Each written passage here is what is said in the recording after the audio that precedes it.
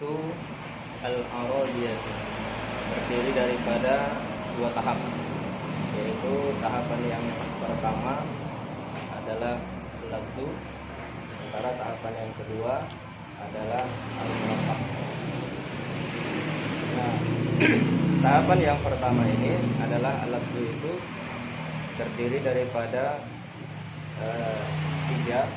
Yang pertama al-ismu, kemudian yang kedua al-fi'lu, dan yang ketiga al-harfu.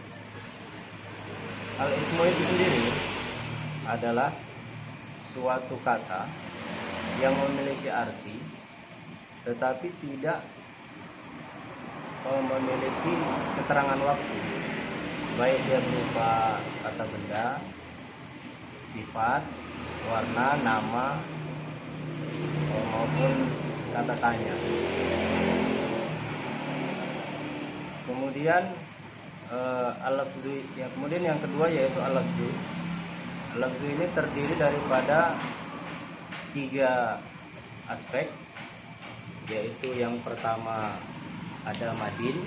Fi'lu ini terdiri daripada tiga. Nah, yang pertama ada madin, yang kedua halin, yang ketiga akbalin. Adapun madin itu adalah kata kerja yang dia berkaitan dengan masa lalu, biasanya dan menggunakan kata telah ataupun sudah penggunaannya, maka disebut juga dengan fi'il madhi. Contohnya adalah to'ama, kemudian akala, zahaba, adalah contoh daripada fi'il madhi. Ini yang kedua adalah halin. Halin ini berkaitan tentang masa sekarang. Biasanya dia menggunakan kata yaitu lagi atau sedang, atau disebut juga dengan fi'il mudhari.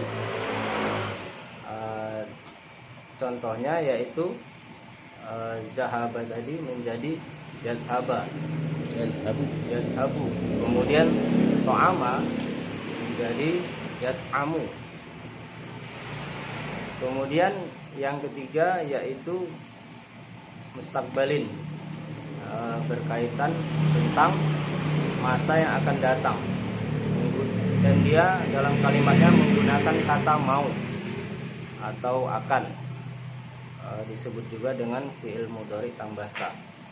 Contohnya adalah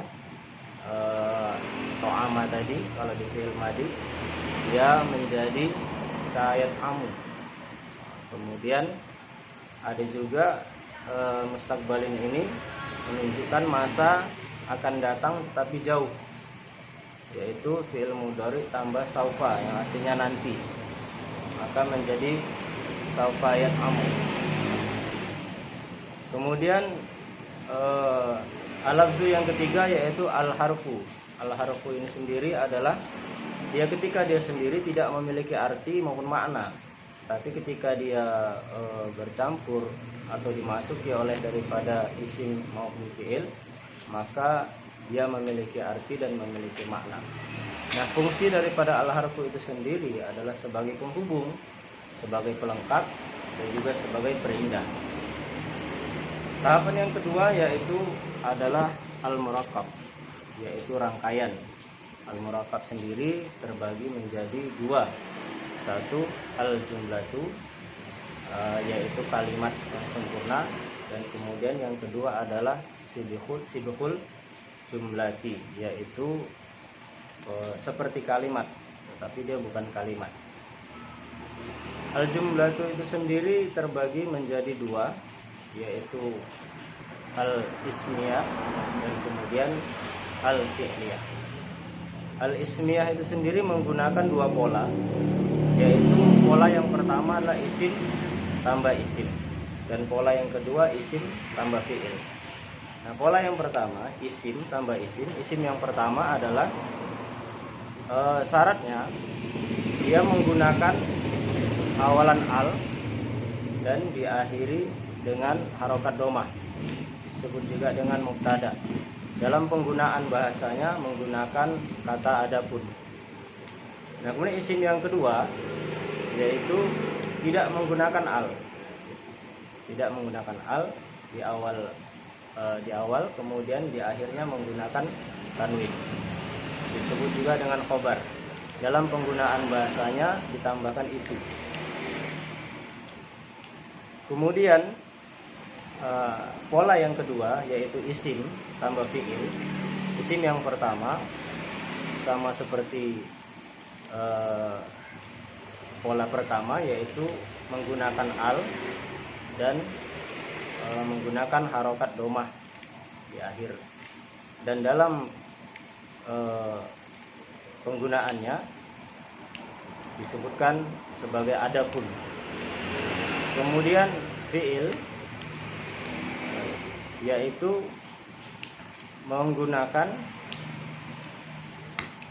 tidak menggunakan al dalam pembuatan kalimatnya, tetapi diakhiri harokatnya dengan domah, disebut dengan mudhorik khobar, dan penggunaannya ditambahkan kata itu. Kemudian kalimat yang sempurna yang kedua yaitu al-fi'liyah. Dalam menggunakannya juga menggunakan dua pola, yaitu fi'il tambah isim yang pertama, yang kedua fi'il tambah isim. Pola yang pertama yaitu fi'il, disebut juga dengan fi'il.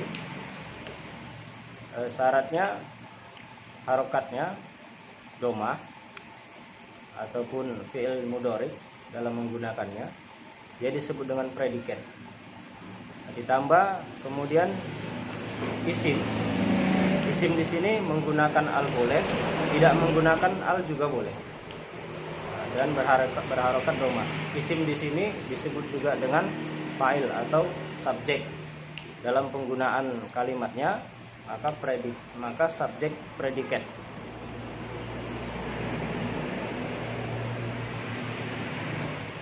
Kemudian yang kedua, pola kedua, fi'il tambah isim, yaitu fi'il syaratnya menggunakan domah atau disebut juga dengan fi'il, ya sebagai predikat. Kemudian isim yang kedua yaitu isim mudhorik, memakai fi'il madi juga boleh. Kemudian disebut dengan fa'il atau subjek. Dan kemudian menggunakan al juga boleh, tidak menggunakan al juga boleh, dan berharokat domah.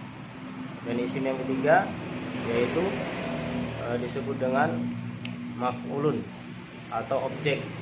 Dia boleh menggunakan al juga boleh tidak menggunakan al. Dalam penulisannya predikat, subjek, objek.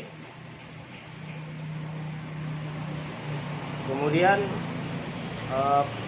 pembagian tahapan yang kedua al-murakkab itu adalah sidqul jumlati, yaitu bukan kalimat ataupun seperti kalimat, terbagi menjadi 4. Ada yang pertama al-idhofah, yang kedua na'at, yang ketiga al-jaru, dan yang keempat al-zarfu. Adapun idhofah itu sendiri menggunakan pola isim tambah isim. Isim yang pertama adalah mudhof, yaitu dia menggunakan harokat domah.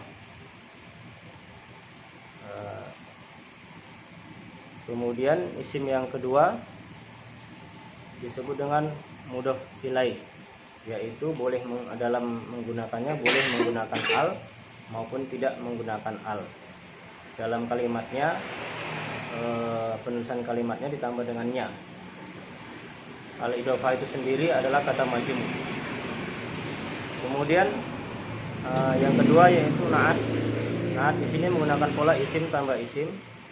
Dalam syarat dalam menggunakannya, apabila isim yang pertama muannas, maka isim yang kedua muannas. Apabila isim yang pertama muzakkar, maka isim yang kedua muzakkar. Apabila isim yang pertama tanwin, maka isim yang kedua tanwin. Apabila isim yang pertama al, yang isim kedua juga menggunakan al. Dalam penulisannya ditambahkan dengan kata yang. Sementara isim yang pertama ini disebut dengan man'ut, dan yang isim yang kedua na'at. Adapun yang ketiga yaitu al-zarfu, dalam menggunakannya menggunakan pola yaitu harfu jar ditambah dengan isim atau isim majrur.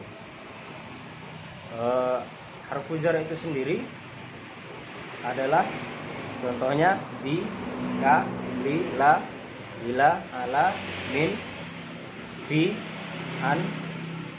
Itu adalah harfu jar. Kemudian ditambah dengan isim. Isim ini boleh menggunakan al, juga boleh tidak menggunakan al, berharokat kasroh. Kemudian yang keempat adalah az-zarfu, yaitu polanya menggunakan isim zarfu atau isim yang memiliki arti keterangan ditambah dengan isim.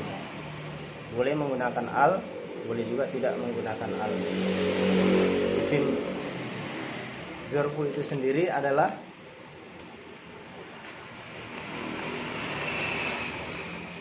amama, contohnya amama, qobla, kemudian kula, dan lain sebagainya. Insyaallah. Zorobnya polas. Oke, polas. Syukran katsir.